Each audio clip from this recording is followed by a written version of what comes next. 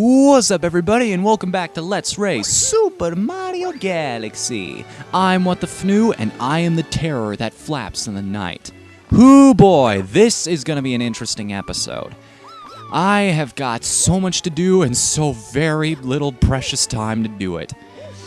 Guys, in order to keep up to my goal of getting 1 grand star an episode, I'm gonna have to nab 7 stars and still have time to take on Bowser.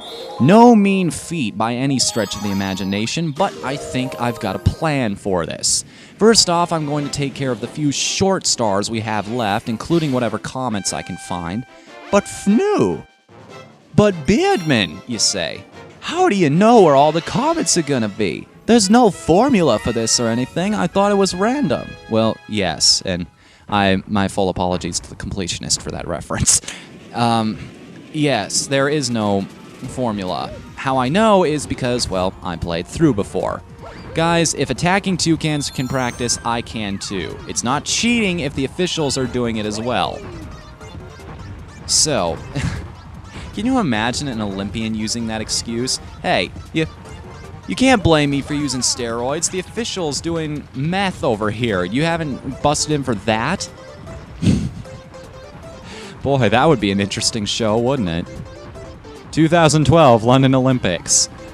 The U.S. took gold in swimming, track, and rehab.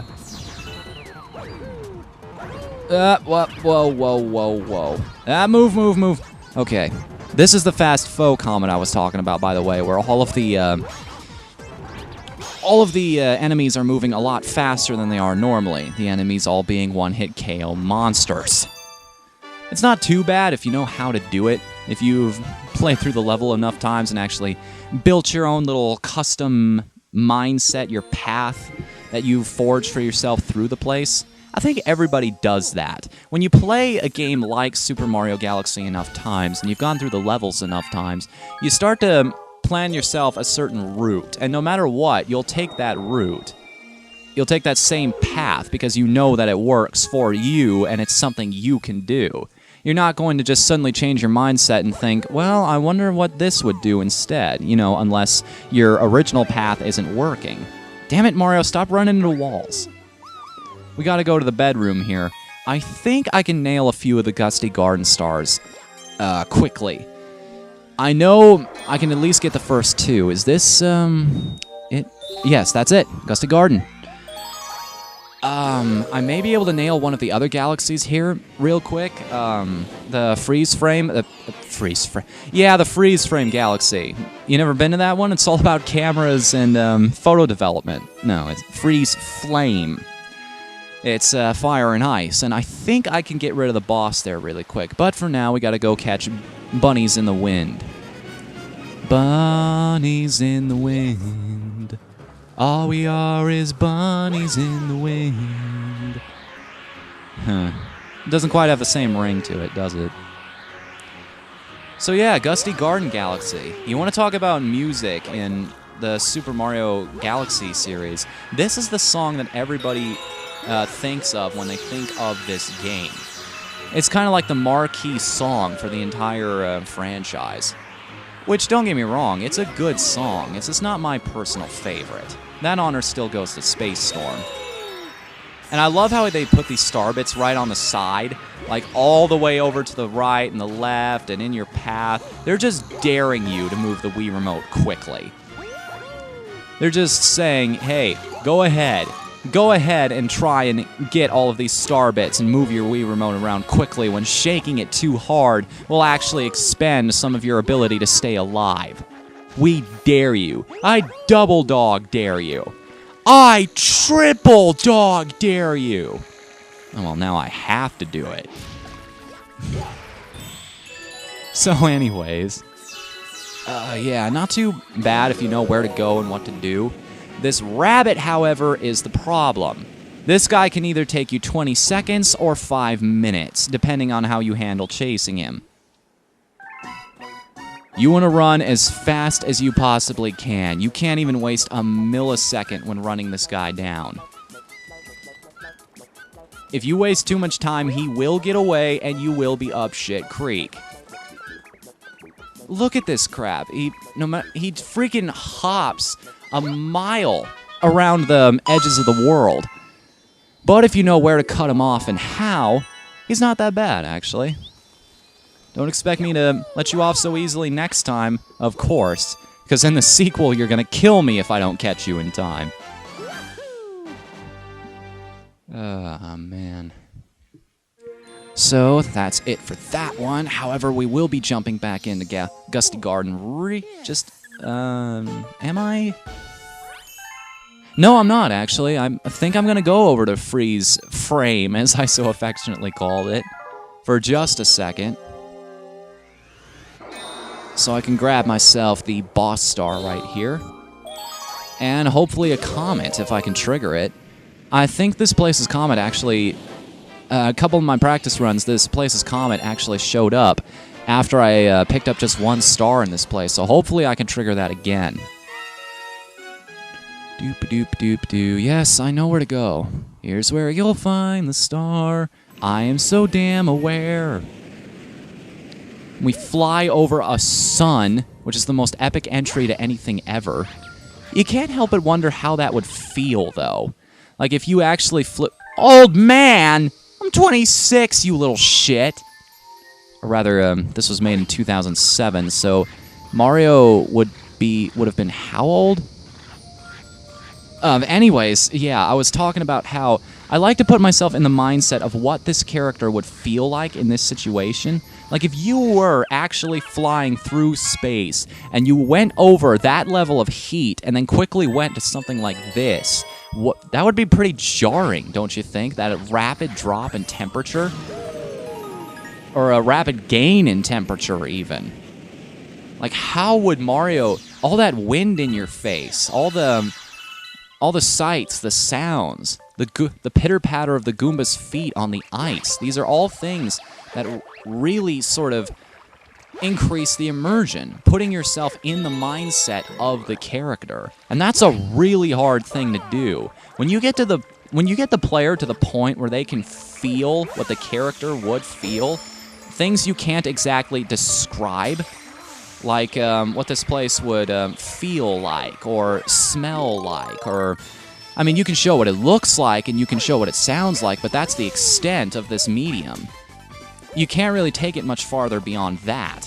And to make a player experience something like that within your world takes a huge amount of mastery over things like... Oh, no, get up there! Damn it. That's one thing you gotta be aware of when you're Ice Mario, is that he does not gain altitude when you spin with him in the air. He just sinks like a rock. It's like he's skating all the time everywhere he goes.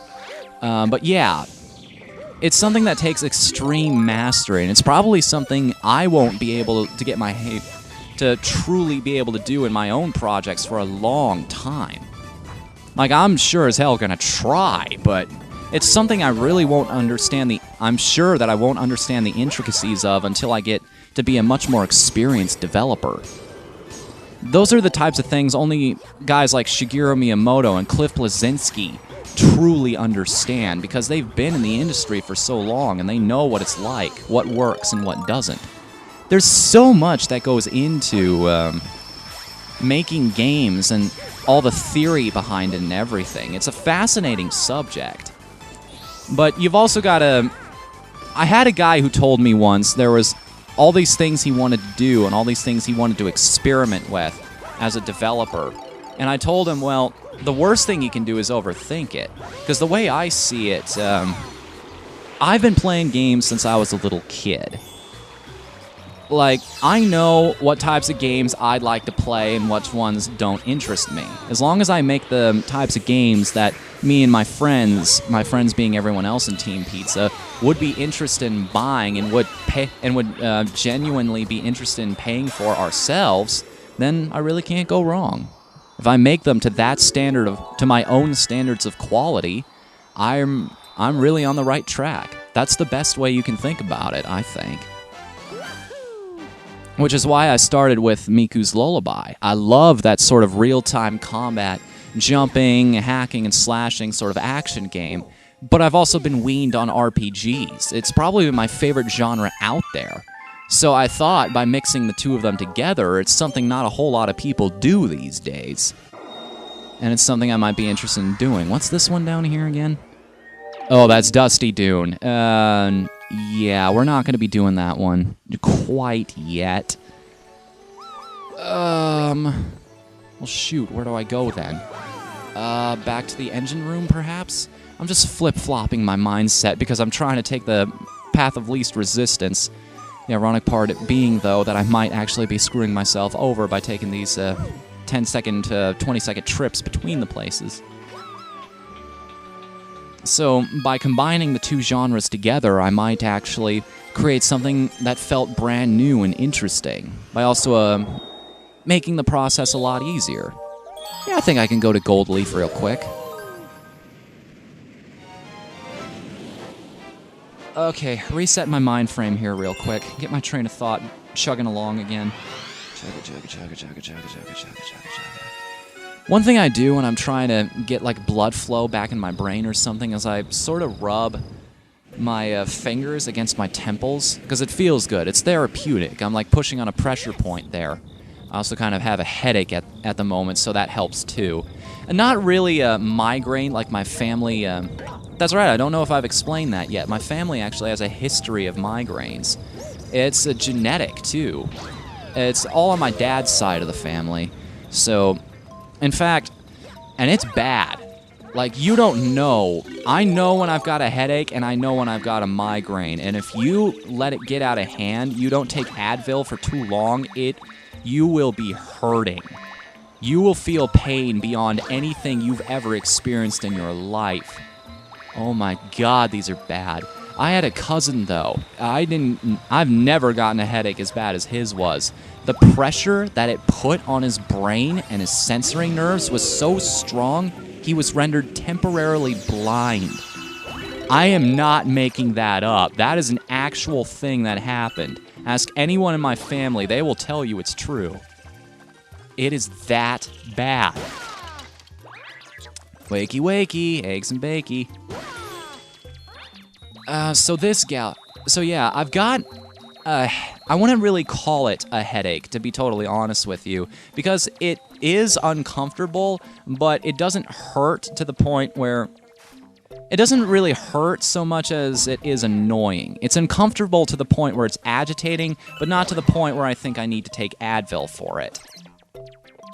Cataquacks. The ironic thing about the Cataquacks in this level, I think, is that Nintendo made better use. The Cataquacks are an interesting mechanic, an enemy that actually doesn't hurt you, just moves you around. So they're sort of like a walking tool, a living obstacle that you use for your own gain. That's kind of an interesting concept. I don't think that's something people do enough of. That's one thing that hasn't really been touched on a whole lot, if you're looking for mechanics that haven't been used that much. But, the ironic part I find about this is, I think the Cataquacks were actually used more creatively here than they were in their original game, Super Mario Sunshine. Bring yourself out. Damn it. Yeah, you get the hell off my platform. I don't need your crap. Yeah, bring me up to the B again. And fly myself. Can I get to the top of the Jenga tower? Almost. Oh! I gotta tell you, flight is a powerful mechanic in a platformer, but you gotta know how to abuse it just so. You can, like, if you know how to break levels using the bee suit, you can really break levels using the bee suit. And it was the same sort of thing with the cape in the Super Mario world. You could just fly over every single level. You didn't even have to really complete it, per se. You didn't have to put up with any of the obstacles down below. And I know people who did that, too. I was one of them the day I decided to get through the rest of the levels. In fact, that's actually how I found most of the secrets over in the Forest of Illusion. And that's something I'm also going to be really careful about. There is, okay, exclusive information right here. There will be a pseudo-flight mechanic in Miku's Lullaby. That's all I'm going to say about that, is how it works. But it's, I I'm being very careful to keep it balanced, to try and not make it something that you can break the game with. It's just one of those things you work out in the development process. Believe me, I'm going to be beta testing the hell out of that game. I'm going to be making sure every single thing is working exactly the way I want it to, because, as I said, I want to release this on the Xbox indie market, and considering how much of a dick Microsoft is in terms of updates, Fez anybody? I really want to make sure I get it right the first time. Not putting up with this crap. Not putting up with their crap, I should say. Because I have two modes when I'm playing a game, and I know one of them will be perfect for that kind of thing. I will be asking, when we get to the point where this is actually capable of being a thing, I will be asking members of the community to join the beta testing process and actually get early versions of the game. That's only something you can get if you're a part of the community, by the way. Only something that can happen if you're a member of the forums and eventually the website itself, so sign up while you can. But, yeah, I have two mindsets when I go into a game. I have just play the game mode, and then I have break the game mode. And this was perfect for when I was playing, like, Luigi's Mansion, trying to speedrun through that, or I was trying to play Super Mario 64 back in the day. I actually discovered a lot of the glitches we know about today back then. But I know no matter how good I am at working things out, no matter how good I am at discovering glitches myself, there will always be something I or the beta testers miss, and gamers make notes of and decide to take advantage of in their own personal runs. What's in here? Honey Climb! This is my favorite place in the entire game to grind star bits on, simply because you don't even have to try. You could go after just one bonus, and by the end of it, you'll have like 150 star bits. It's ridiculous. If you actually do that, you can have 166% of that. Well, you can multiply that by an extras. Yeah, 166%. That's exactly what I was trying to say, sorry. A little distracted right now, I can't exactly do math off the top of my head. And this is what I was talking about earlier. You know how to break levels with the bee suit. You can take some wicked shortcuts here and there. I can really save yourself a little bit of time. I always grab this coin right here, because watch this. A giant star made of bits. Get it? It's a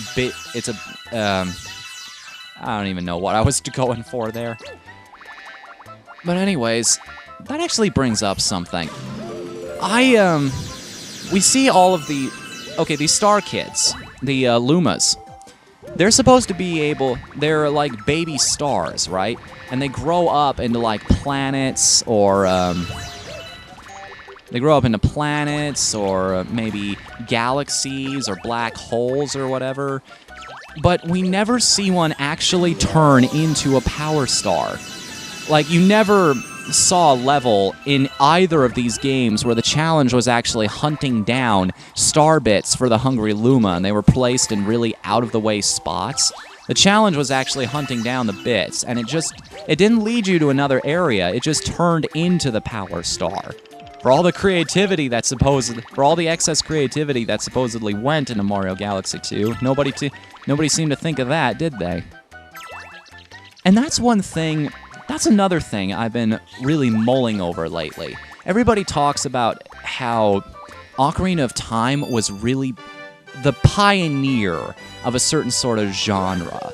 It was a game that was one of its kind for the time, and it laid the foundation for any other adventure action game that came after. Same thing with Super Mario 64. If it weren't for 64, Galaxy wouldn't be the way it is. And it's the same sort of deal. If I somehow find myself with an engine or a world that breaks all this incredible new ground, what am I going to do with that? Should I just go with it as is, or should I think to myself, I want to be very careful about that. I want to constantly think of ways to innovate, to maximize the potential of that formula. See, that's the key, is not only creating an engine that is brand new and feels new, but innovating on it, maximizing its potential to the fullest, taking advantage of every single little nuance anybody could ever possibly come up with for that particular format. If that makes any sense whatsoever. You know what I'm saying, right? Toy time. Oh, crap. Do I have... Actually, I know what I'm going to do here. Oh, and if my editing friends here aren't going to be dicks and call out Starbit blowout on me, I think I might be able to pull this off. There is one galaxy over here that I can do really quickly within this time limit. We go over to this Hungry Luma right here. How many do you want? Let's transform. I need 600! You little piglet, your friend only needed like 66% of that. Whatever. I'm purposefully ignoring the other 400 Starbit Luma at the moment, simply because I hate that frickin' galaxy.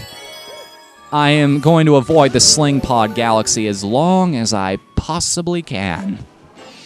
That one's just gonna be on the back burner for a while. This is the Drip Drop galaxy, and you'd think it would be suicide for me to go here on a time limit when I don't have a whole lot to throw away. But really, this one's not that bad if you know how to do it correctly. And by correctly, I mean instead of going for green shells, you go for red shells. Because not only are they faster, they hone in on enemies most of the time. Grab our first green shell right here. See if I can navigate my way around this place. Oh, by the way, while you're trying to throw these shells at these eels, be aware of the torpedoes that are going to try aiming for you. That's one down, 2 to go. Make sure you don't run out of air either. Sometimes I haven't even been paying attention to it, and I find myself getting my butt kicked. Mario! I got a bubble anyway, so what does it matter? So there goes that one. Now all I gotta do is hunt down the last one. And wow! I never knew that happened. Like if you, I never knew that if you actually spun underwater, you actually gravitated starbits towards you, just like shells. Huh. And there's the Toad Brigade ship. I just noticed that. You learn something new every day, I guess. There we go, grab our star. That is number 45, everybody. And with 7 minutes to go, do you think I can take down Bowser in time? Let's find out. Oh, great. Why is it bringing me out here? Is there a cutscene I need to see or something? What's going on? Oh, please, don't chew up time. Don't eat too much of my time. Fingers crossed, fingers crossed. And, wow, no cutscene. Then why am I out here? I could have been up there doing things. Confound it. That's one of my favorite words, confound it. My grandfather got me into that sort of mindset. Using words that aren't really sort of used a whole lot. It kind of came from my disappointment with how curse words have ended up lately. Like, people throw around words like fuck or shit or ass so many times these days, they really lost all of their sort of literary value. Like, they don't really carry any true weight anymore. You call somebody a bastard on YouTube, and they're like, whatever, you're just a troll. So I started brainstorming with my papa, I call him. There's my name for my grandparents, in case you were wondering, Papa and Nana. But I started brainstorming with my grandfather, because he's one of the smartest people I know. What are some words that don't get used a whole lot anymore, and that could actually carry some of that weight these days? So we started thinking about it, and some of the words we came up with were confound it. Okay, we're gonna stomp these Goombas just so they're not a problem. Confound it was one of them. Crime and Nidley is my personal favorite, and I'll admit I kind of stole that from the Aristocats movie. Doesn't make it any less of a word, though. No, you come this way. Yeah, so I'll use those in place of curse words a lot, I find, these days. And you've probably heard me say a couple of them sometimes. I'm not sure if I've had a chance to use crime and Nidley yet, but I know I've said confounded a couple times. And there's other ones. There's Boulder Dash, there's, get out of my face. Smash you in the face with a coconut. Smash his face with an iron! Well, there's my prerequisite reference to another Let's Player for this episode, anyways. And instead of fighting Bowser Jr. ourselves this time, he already tried that, so now he's just gonna call King Caliente again. That's strange. You ever have deja vu? No?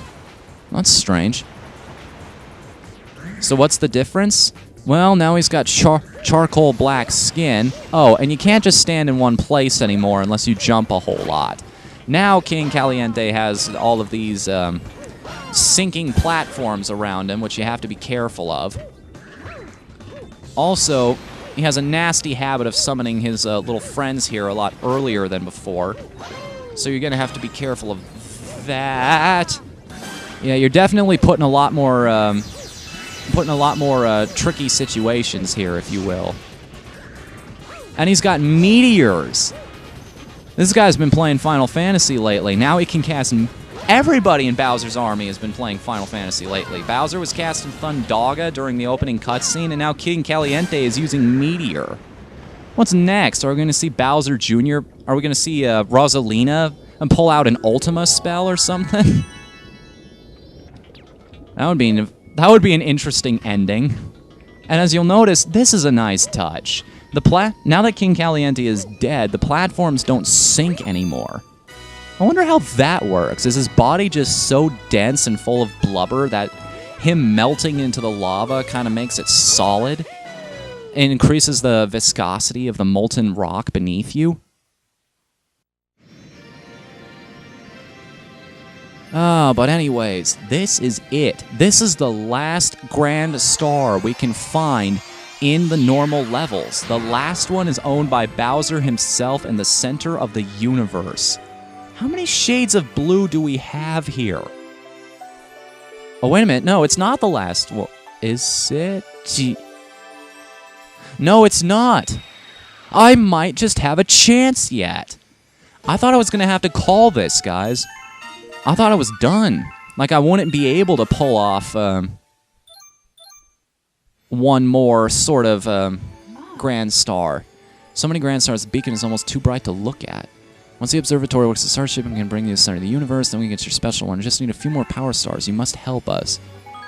Oh, I hope I'm wrong about this, but let me just drag myself up there real quick. I need to check this out. I need to know this. Because I need to know whether I can actually keep up my promise or not, now that I've accomplished my sort of goal for this episode. There is one thing I could do while I'm here. But now that I've got a little extra time at the end of the episode, like a minute or two. Stairs to go down. But I don't want stairs to go down. I want stairs to go up. Specifically up to the top of this place. And specifically, not in there, not yet. Oh, crap.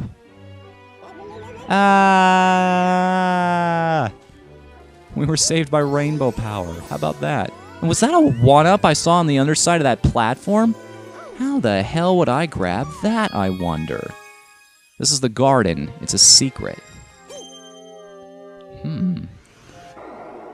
And you'll notice there's no Bowser base in here. That's because the last one is indeed at the center of the universe.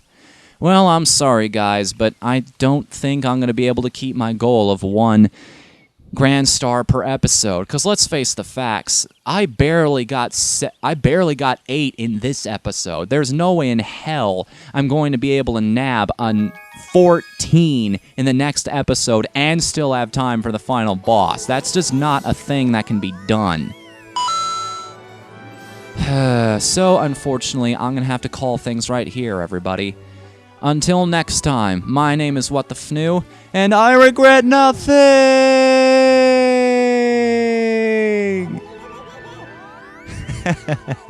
That will never get old. Later, everybody.